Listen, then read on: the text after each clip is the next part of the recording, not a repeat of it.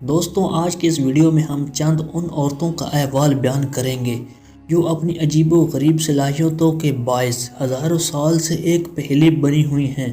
ان کا ذکر اللہ تعالیٰ نے اپنی آسمانی کتابوں میں بھی کیا ہے، تو اس لیے اس ویڈیو کو اینڈ تک لازمی دیکھیے گا۔ للت، بائبل میں للت نامی عورت کا ذکر درج ہے۔ یہاں اس کی زیادہ تفصیلات بیان نہیں کی گئی، لیکن یہودیوں کی کتاب مقدس تلمود میں اس عورت کے بارے میں کچھ یوں بیان کیا جاتا ہے کہ للت حضرت آدم علیہ السلام کی پہلی بیوی ہے، جسے حضرت حوا علیہ السلام سے پہلے پیدا کیا گیا تھا۔ تلمود کتاب کے مطابق یہ حضرت آدم علیہ السلام کے ساتھ پیدا کی گئی تھی اور اسی مٹی سے پیدا کی گئی تھی جس سے حضرت آدم علیہ السلام پیدا ہوئے تھے۔ یہودی روایات کے مطابق یہ حضرت آدم علیہ السلام کو چھوڑ کر شیطانی لشکر سے جا ملی۔ اب یہ انتقام کے طور پر مردوں کو ہوس میں مبتلا کرتی ہے اور عورتوں کو اپنا دشمن سمجھ کر انہیں نقصان پہنچاتی ہے۔ قبائلی مکتبہ فکر سے تعلق رکھنے والے یہودیوں کے ہاں للت کی بہت اہمیت ہے۔ ان کے عقیدے کے مطابق للت بہت سی سیاہ اور طاقتور خصوصیات کی مالک ہے۔ اس پر یقین رکھنے والوں کی یہ مدد بھی کرتی ہے۔ تاہم قرآن اور حدیث کے مطابق یہ کہانی سراسر مکر و فریب کے سوا کچھ بھی نہیں۔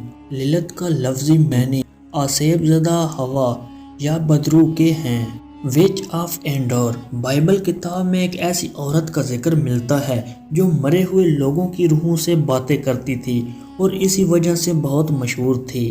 انڈور کہلائے جانے والی اس عورت کا ذکر بہت سے مسلمان مفسرین نے اپنی تفسیر میں بھی کیا ہے۔ حافظ ابن کثیر اپنی کتاب میں تحریر کرتے ہیں کہ جب حضرت داؤد علیہ السلام میدان جنگ میں جالوت نامی ایک دو ہیکل انسان کو مار گرایا تو قوم بنی اسرائیل نے ان کی عزت اپنے بادشاہ یعنی طالوت علیہ السلام سے بھی زیادہ کرنے لگے، جس کی وجہ سے طالوت علیہ السلام کے دل میں ان کے رشک و حسد کے جذبات پیدا ہونے لگے۔ حسد کی آگ اس قدر بڑھ گئی کہ طالوت علیہ السلام نے حضرت داؤد علیہ السلام کو قتل کرنا چاہا۔ حضرت طالوت علیہ السلام کی اس حالت کو دیکھ کر بنی اسرائیل کے علماء نے انہیں قتل کرنے سے روکنے کی کوشش کی، لیکن اقتدار اور طاقت کے نشے میں طالوت علیہ السلام نے اپنے ہوش کھو دیے۔ بنی اسرائیل کے جن علماء نے حضرت داؤد علیہ السلام کی حمایت کی تھی، حضرت طالوت علیہ السلام نے ان کو قتل کروا دیا۔ تاہم حضرت داؤد علیہ السلام پر قابو پانے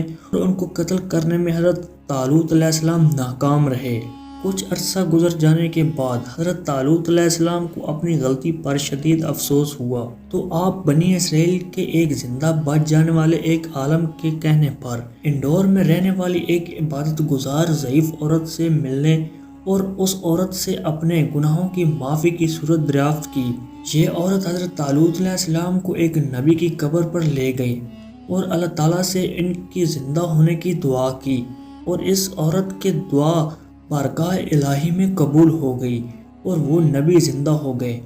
طالوت علیہ السلام کی درخواست پر اس نبی نے گناہوں کی معافی کا یہ طریقہ بتایا کہ حضرت طالوت علیہ السلام اپنی بادشاہت کو ترک کر کے راہ خدا میں جہاد پر نکل جائیں، اس وقت تک راہ جہاد میں رہیں جب تک کہ ان کو شہادت نہ آ جائے۔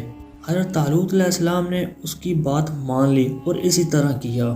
بائبل میں حضرت طالوت علیہ السلام کی مدد کرنے والی عورت کو انڈور کی سرہا کہا گیا تھا، جو کہ جادوئی عملیات کیا کرتی تھی، جبکہ اسلامی مفسرین کے مطابق وہ نیک ضعیف عبادت گزار عورت تھی۔ اس کی حقیقت کیا تھی، اس کے بارے میں اللہ تعالیٰ بہتر جاننے والا ہے۔ ملکہ سبا کا ذکر تورات و قرآن پاک میں مذکور ہے۔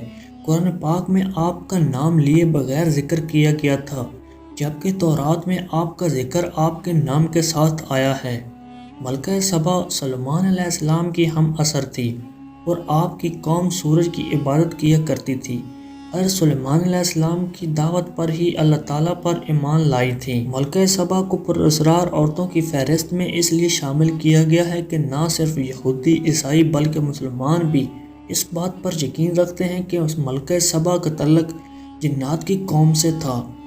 حضرت ابو ہریرہ رضی اللہ تعالیٰ عنہ سے روایت ہے کہ حضرت محمد صلی اللہ علیہ وسلم فرمایا کہ بلقیس کے والدین میں سے کوئی ایک جن تھا۔